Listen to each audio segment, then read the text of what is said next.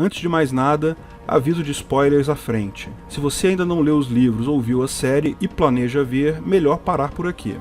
Em um mundo imaginário, cheio de magia, dragões, zumbis e telepatas, vários reis lutam entre si em um drama claramente inspirado na Guerra das Rosas, entre a casa Lancaster e a casa York na Inglaterra medieval. Guerra das Rosas tem esse nome porque a casa de Lancaster usava como símbolo uma rosa vermelha, enquanto a casa de York usava uma rosa branca. Quando o rei Eduardo III faleceu no final do século XIV, o trono deveria ir para o seu filho Ricardo II, que seria da casa de York, mas seu primo, Henrique IV, pressionou o rei a abdicar e assumiu em seu lugar. Ele foi o primeiro rei da casa Lancaster. E a linha seguiu com a casa Lancaster por muitos anos, Henrique V, Henrique VI. Só muito depois, alguns barões começaram a questionar a mudança que houve lá atrás, e isso causou uma série de brigas entre as duas casas. Você sabe que a história da monarquia inglesa tem tantas passagens cruéis e curiosas que é inspiração para boa parte das obras de ficções modernas, né? Detalhe, coisas como príncipes trancafiados em masmorra até morrerem de fome, filhos bastardos disputando o trono, enforcamento de esposas, decapitação de esposas, tudo isso aconteceu de verdade na história inglesa. E George R. Martin certamente se inspirou nessa história. Lancaster seriam os Lannisters, que brigavam contra os York, que seriam, lógico, os Stark. Até os personagens de Game of Thrones são inspirados lá. O rei Henrique VIII era um jovem belo e atlético, mas que se torna gordo e cruel quando vira rei, exatamente como o rei Robert Baratheon. Ele também foi um rei poderoso, deixou muitos filhos, mas todos os filhos morreram sem deixar netos, portanto a casa dele parou logo depois. A rainha Cersei busca apoio em fanáticos religiosos para proteger seu reino, exatamente como a rainha Mary, que se associou a fanáticos católicos medievais. Sim, os fanáticos religiosos do Pardal, retratados na série, é a Igreja Católica. A Igreja Católica, na época, na Inglaterra, levou a dezenas de enforcamentos, fogueiras para espiar bruxas e outras atrocidades contra os ingleses. A rainha Mary ficou conhecida como Bloody Mary, ou Maria a Sangrenta, na história. Reis que assumiram ainda como crianças, como o rei Eduardo VI, para logo depois morrerem em circunstâncias misteriosas, como se tivessem sido envenenados por motivos políticos. O próprio mapa de Westeros é um mapa da Irlanda invertida, colado no mapa da Inglaterra. São claras as referências. Tem até uma muralha, verdade que uma muralha um pouco maior que a real. The Wall, no Game of Thrones, é claramente uma referência à muralha de Adriano, construída muito tempo atrás, na época que a Inglaterra ainda era controlada pelos romanos, e visava proteger a província Britânia, ocupada pelos civilizados romanos, dos selvagens do norte, os escoceses. Com tanta monarquia, absolutismo, onde diabos o Ancapsu viu anarcocapitalismo em Game of Thrones? Antes de continuarmos o vídeo, aproveite para curtir e se inscrever na página. Clique no sininho para ser avisado de novos vídeos. Onde está o Ancapistão em Game of Thrones? A série Game of Thrones é um sucesso inegável. Isso não quer dizer que todo mundo viu ela, lógico, muito menos que todo mundo que viu gostou. Mas tais objetivos são claramente impossíveis para qualquer obra artística. O fato é que é bem legal. Minha filha me falava sempre da série, mas eu sempre deixava pra lá. Parava logo no início do primeiro episódio com aquele negócio de zumbi. Mas, por acaso, vi o último episódio da terceira temporada e achei bem interessante. Daí voltei e vi todos os episódios desde o primeiro. Caramba, que legal! Comprei todos os livros e li todos eles antes de chegar à quarta temporada no ano seguinte. A história é realmente muito legal e muito bem escrita. O principal responsável pelo feito é, lógico, o seu escritor, George R. Martin, que é um admirador declarado de Tolkien. Eu também sou fã de Tolkien. Li O Senhor dos Anéis ainda na faculdade. Todo mundo que lê Tolkien fica fã do cara. Mas George, além de adotar temas claros de Tolkien, ele também inovou. Ele copia o Tolkien em vários pontos. O fato de ser uma realidade fantástica, com seres mágicos, dragões, línguas próprias, todo um universo ficcional cheio de referências culturais esotéricas. Outra coisa que ele copia do Tolkien é a colocação de pistas, pequenas informações que só vamos entender muito mais adiante na história. O caso de Hodor, que aparece já na primeira temporada, e o episódio The Door, na 6ª temporada, é um exemplo clássico. Muito legal a associação totalmente inesperada. Quem não arrepiou na cena certamente estava de má vontade. Mas George foi além. Primeiro resolvendo um problema do Tolkien para o público atual, que é a falta de mulheres na história. Isso não é bem culpa do Tolkien, é apenas um reflexo da época em que ele escreveu suas obras, em que ninguém considerava a possibilidade de mulheres aventureiras. Tanto que, no filme Senhor dos Anéis, o pessoal forçou a barra, aumentando absurdamente os papéis femininos para não ficar muito estranho. Ainda assim, quem viu o filme lembra, é um clube do Bolinha, uma festa da salsicha. Os protagonistas são todos homens. George consertou isso.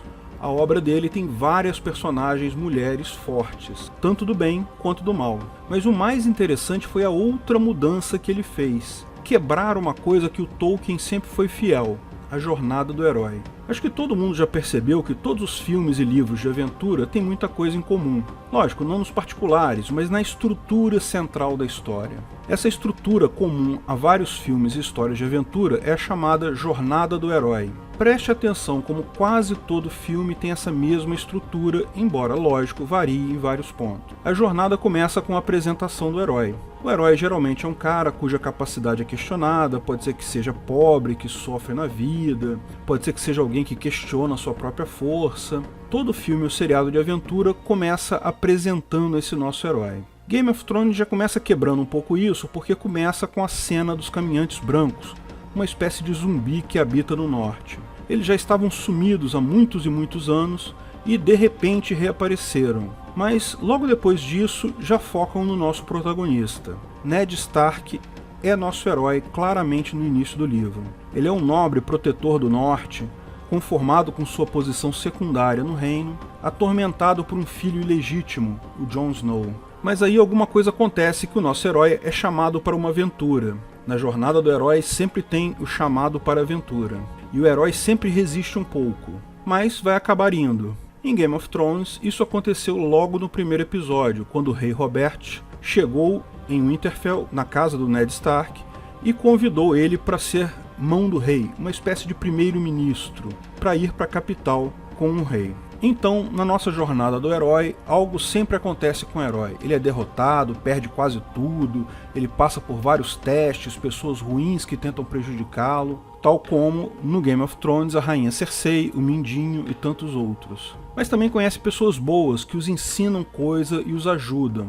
Isso é o que acontece normalmente na jornada do herói. Pode ver, o herói sempre passa por uma série de derrotas até ele estar quase derrotado completamente. Mas então o herói tem um momento de revelação, ele percebe uma verdade oculta, aprende algo que ele não sabia antes, e então ele consegue sobrepujar as adversidades e se torna o herói que todos esperamos. A jornada do herói termina com a chamada redenção, ou seja, o herói consegue o objetivo dele, salva quem ele deveria salvar, pune as pessoas más que o prejudicaram e vive feliz para sempre. Ah, mas é nesse ponto que o Jorjão começa a brincar.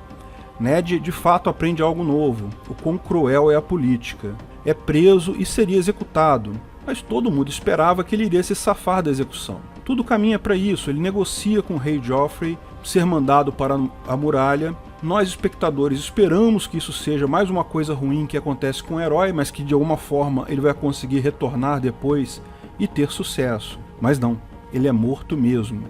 Essa quebra da jornada do herói é a brincadeira favorita do George. Ele parece que escreveu os livros com a ideia de quantas vezes eu posso quebrar essa jornada de forma diferente. A morte do Ned Stark é só o início. O filho dele, o Robb Stark, começa a sua jornada de outra forma. Ele tem um chamado para aventura, que é vingar a morte do pai. Ele hesita fazer isso, como sempre faz o herói, mas resolve montar um exército no norte e descer para a capital para vingar a morte do pai. Nesse momento, na jornada do herói, ele deveria passar por dificuldades e etc. Mas, ao invés de sofrer derrotas, reveses, não. Ele ganha todas as guerras que entra, tudo dá certo para o Robb. Todos os nobres do norte declaram apoio a ele. Ele ganha literalmente todas as batalhas que luta. Praticamente coloca os Lannisters de joelho. até que, de repente, o Casamento Vermelho. Quem viu a série sabe o que é o Casamento Vermelho, não vou descrever aqui.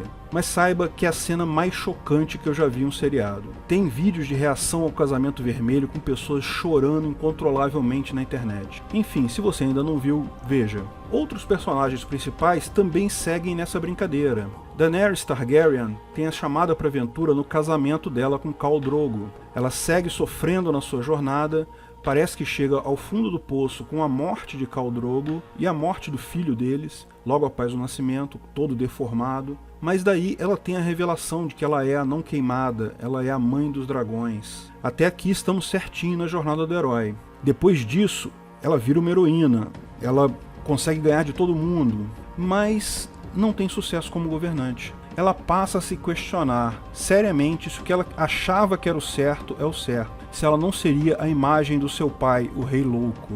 Ou seja, a jornada do herói dela quebrou porque ela ganha as batalhas, mas não consegue controlar seus súditos. Algo deu errado aí. Mas a jornada dela ainda não acabou. Tem muita gente que acha que ela vai acabar realmente como uma heroína vencedora da coisa toda. Pode ser, mas a minha opinião é que vai ser uma outra heroína que irá roubar a cena. Não por ser particularmente forte ou marcante, mas justamente por ter sido quem mais evoluiu no seriado. Sansa Stark começou tudo como uma menina bonitinha e mimada, que era apaixonada pelo príncipe Joffrey Baratheon. Chegava a dar raiva na primeira temporada como ela era mimada e boba. Mas ela também tem a sua jornada do herói, que começa com a morte do pai, quando ela percebe que Joffrey é um vilão, e a partir daí ela é perseguida, forçada a casar 2 vezes contra a vontade, sofre bastante, até que resolve lutar quando fogem com Theon, do jugo do Ramsay Bolton. Ela está até aqui seguindo a jornada do herói certinha. Ela é um personagem feminino forte, sem usar a força, mas de forma impressionante conseguiu ganhar até a Batalha dos Bastardos usando apenas armas exclusivamente femininas: acordo, atração, negociação. Jamais pegou em uma espada e ganhou a batalha mais crucial para recuperar o norte. Se dependesse do Jon Snow, Bolton estaria rindo até agora com os cachorros dele. Por falar em Theon Greyjoy, essa é a jornada mais triste de todas. Theon Greyjoy é um príncipe das Ilhas de Ferro, mas é criado junto dos Stark. Ele começa sua jornada quando larga o amigo Robb para buscar o apoio militar do pai. Mas ao chegar nas Ilhas de Ferro, percebe que o pai ainda guarda um enorme rancor contra os Stark por terem sido derrotados por estes e eles terem capturado seu filho, o Theon. Daí então, o seriado expõe o dilema entre natureza e criação. Nós somos nossos genes, somos nossa natureza intrínseca, ou somos o que aprendemos ao sermos criados? De um lado, ele é confrontado com a sua natureza, mostrada pelo pai ao perguntar se ele pagou o preço de ferro ou o preço de ouro pelo manto que ele está usando. Ou seja, ele tomou aquilo de alguém, é o preço de ferro, ou ele pagou por aquilo, fez um negócio, é o preço de ouro. Tomar coisas à força é uma tradição das Ilhas de Ferro que contrasta com a honradez da família Stark que o criou. Esse dilema, pelo menos para Theon, termina com ele optando pela natureza, ou seja, se declarando um filho das Ilhas de Ferro e partindo numa aventura de herói ao contrário, ou seja, incentivado pelo pai, ele se volta contra o Robb Stark. Cria um escarcéu danado, toma o Winterfell, expulsa os filhos menores de Ned Stark, mas então conhece Ramsay Bolton, que se torna seu torturador de estimação ao longo de quase toda a série. Só no finalzinho ele se redime e volta a fazer coisas boas, por exemplo, ajudando Sansa a fugir do Ramsay. Embora agora o cara esteja totalmente quebrado. Quem acompanha a série sabe do que eu estou falando. Ele fez uma jornada do herói invertida, começando bom, se tornando mal e depois se redescobrindo como bom. Outro personagem relevante é o Jon Snow. Começa o seriado como filho bastardo de Ned Stark. Como bastardo, ele nunca foi aceito de fato na família Stark, e sua jornada do herói começa quando ele resolve se tornar um membro da Patrulha da Noite, uma ordem militar que guarda a muralha. Lá ele é visto como um outsider, mas ganha a confiança do comandante da Patrulha da Noite, que decide treiná-lo para ser seu substituto. Só que dá tudo errado. Ele é capturado por selvagens, o comandante é morto, só que depois ele se alia aos selvagens e retorna para a muralha para se tornar o comandante da Patrulha da Noite. Mas, numa reviravolta pouco usual, ele é um comandante da Patrulha da Noite que, ao invés de brigar contra os selvagens, como sempre fez a Patrulha da Noite, ele agora quer se aliar aos selvagens. Lógico, ajudando eles contra o grande perigo, que são os zumbis ou caminhantes brancos. Uma jornada do herói clara, de fato. E ele é morto no final, igualzinho ao Ned Stark. Mas então, surpresa total, ele é revivido pela Feiticeira Vermelha. Enfim, uma reviravolta na própria reviravolta. Arya e Bran, os outros dois filhos de Ned Stark, saem em suas jornadas do herói que, até aqui, estão seguindo no padrão certo. Mas é curioso notar que tanto Arya quanto Bran se tornam superpoderosos, mas com poderes diametralmente opostos. Enquanto Arya se torna uma assassina dissimulada, mas altamente efetiva, que pode se fazer passar por outras pessoas e matar de forma extremamente eficiente, Bran continua sendo um frágil paraplégico, mas com a capacidade de ver o presente, mesmo a longas distâncias, o passado e, talvez, o futuro. Dois tipos de força totalmente distintos. E essa é a outra inovação do George. Além da inovação em modificar a jornada do herói, ele faz essa outra brincadeira. Ele gosta de brincar com os diversos tipos de força que existem. As diversas pessoas que disputam o poder, reis e outras pessoas, usam forças de diferentes tipos. Um exemplo claro dessa disputa de forças é o embate entre Mindinho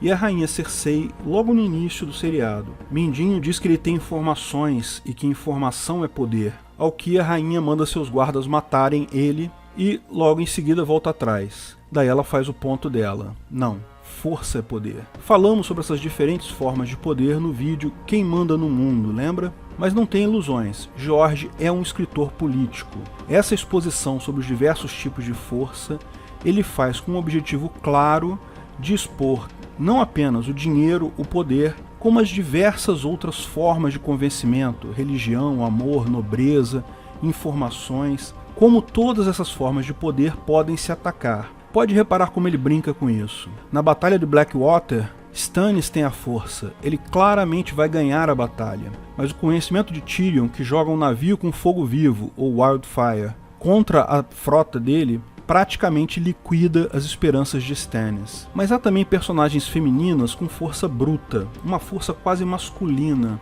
como a Daenerys Targaryen, que vence tudo com a força dos seus dragões e exércitos. Ela é agressiva, ela parte atrás do que ela quer. Mas há personagens femininos extremamente fortes, mas que usam um outro tipo de força muito mais feminino. Sansa, por exemplo, como nós falamos, ela ganhou a Batalha dos Bastardos sem sequer tocar em uma espada, apenas usando sedução, convencimento e negociação. A própria força da rainha Cersei também é desse tipo. Ela usa enganação, manipulação e mentira para fazer toda a sua carreira política. Sansa e Cersei, que começam amigas no início da série, mostram dois tipos de convencimento feminino para o bem e para o mal. Assim temos diversos tipos de embates de forças diferentes ao longo da série. Dinheiro e força, força e conhecimento, dinheiro e conhecimento. Curiosamente, sistematicamente, quem ganha é sempre o conhecimento.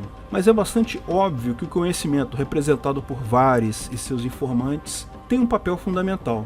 Nos livros isso é até mais evidente, porque a relação dele com o Ilírio é resumida no seriado a uma breve conversa entre os dois nos subterrâneos da Fortaleza Vermelha. Mas nos livros é muito maior. Varys, desde o início, quer o retorno dos Targaryen ao trono. No seriado agora, ele já se reuniu com Daenerys, mas não fica claro o tamanho do poder que ele tem nos livros. É um poder quase mágico de conhecimento, quase tão mágico quanto o do Bran, que fica sabendo de tudo. Varys e Bran representam o poder do convencimento pelo conhecimento. Embora George tenha subvertido a jornada do herói, é claro que no final ele vai querer marcar um ponto, ou seja, vai querer mostrar uma solução para o problema, colocar uma visão moral. É evidente que a comunicação com os White Walkers, com os zumbis, é algo fundamental. Você se lembra da fortaleza do Craster, o cara que fazia filho com suas filhas no norte? Pois é, ficou claro que os White Walker precisam de gente para se reproduzir. Portanto, eles certamente não querem matar todos os humanos, porque isso significaria a morte deles também. Eles querem alguma outra coisa, Talvez reverter a maldição feita a eles pelos Filhos da Floresta, quem sabe. A Ilha das Faces, que aparece muitas vezes no livro, sequer é citada no show. Será que ainda vão falar sobre o último refúgio dos Filhos da Floresta na Ilha das Faces? Certamente o final vai ter muita gente morrendo. Não creio que Jorjão vai conseguir resistir à tentação de matar os claramente maus, como Cersei, Euron, mas vai matar também uma boa leva dos bonzinhos. Está claro para mim que pelo menos um dos dois, entre Jon Snow e Daenerys Targaryen, vai morrer. Mas o mais provável é que ambos morram. Talvez o filho dele sobreviva. Se houver um caractere importante vivo no final, esse será Sansa Stark. Se houver alguém sentado no trono de ferro, esse vai ser a Sansa, escreve o que eu estou dizendo. Mas eu não acredito que no final exista alguém no Trono de Ferro, porque o ponto do Jorge vai ser exatamente o fim do governo absolutista, o fim do comunismo. O ponto final, a lição de moral que ele vai tratar é clara: a Fortaleza Vermelha vai acabar. Aquele prédio enorme que existe na Terra do Rei, em Kingsland, chamado Red Keep, ou seja, literalmente Fortaleza Vermelha, vai acabar. Uma linda analogia ao fim do comunismo, fim dos governos socialistas de reis, e uma bela analogia sobre como o poder pela força só gera poder momentâneo, nunca definitivo, nunca resolve problema algum. Os reinos provavelmente virarão repúblicas democráticas com eleições diretas, uma ideia que o gorducho Sam Tarly vai desencavar de algum livro antigo. Aliás, se vocês não perceberam ainda, Sam Tarly é George R.R. Martin, tanto que o personagem está escrevendo um livro chamado A Guerra dos Tronos, ou seja, ele é quem está contando essa história. Se tem alguém que vai sobreviver com certeza, é o Sam Tarly. Mas no meu final favorito, Sam Tarly / George R.R. Martin acha um pergaminho denominado Democracia, o Deus que Falhou, numa biblioteca qualquer, e então percebe o erro que é a República Democrática. Bran vai então criar uma rede de disseminação descentralizada de informações, tipo uma internet dos corvos, em que todos em Westeros conseguem trocar mensagens com todos os demais, e isso não é mais mantido uma hierarquia de informação com base na cidadela. E daí então, Arya vai perceber uma oportunidade de negócio, vai criar uma empresa de segurança privada no estilo do Hoppe, para competir com a empresa de segurança dos Mantos Dourados de Braavos, e a empresa de segurança da Porta do Preto e Branco, que também vai entrar nesse mercado. Varys vai criar um tribunal privado para julgar causas entre pessoas e empresas de segurança, para competir com a empresa equivalente criada pelos Maesters da Cidadela. No final, Sansa irá dizer: afinal, para que precisamos de governo? A lei natural já nos dá toda a base que precisamos para viver em paz, imposto é roubo e viva o Ancapistão. Ok, pode ser que Jorge não chegue a isso, mas é só traçar a continuação das ideias dele, do conhecimento sempre ganhando sobre a força, para ficar claro o destino final de Westeros. Lá também, tal como aqui, o Ancapistão é inevitável. Bom, o que você acha do meu final? Tem alguma outra teoria sobre o final da série? Coloque nos comentários o que você acha que vai acontecer na última temporada. Os finais descritos por colaboradores eu vou incorporar e falar sobre eles no final do vídeo da sexta-feira, o vídeo que eu vou lançar na sexta-feira. Eu vou cortar essa parte final que eu estou falando agora e vou, ao invés dela, falar sobre as teorias que os meus patrocinadores têm sobre esse final. Se você não quiser ter seu nome citado no vídeo, me avise que eu oculto o seu nome na hora de falar sobre a sua teoria. Se você não falar nada, eu vou assumir que posso falar o seu nome sem problema. Além disso, vou sortear 2 canecas Ancapsu com o logo do canal entre os patrocinadores que colocarem alguma sugestão de final da série nos comentários até a quarta-feira à tarde, tá? Porque eu preciso da quinta-feira justamente para preparar o vídeo da sexta. Depois vou sortear mais uma entre os não apoiadores depois que o vídeo for lançado na sexta-feira. Veja detalhe dessas promoções no primeiro comentário fixado. Obrigado por assistir nosso vídeo. Comente abaixo se tiver dúvidas ou sugestões de novos temas.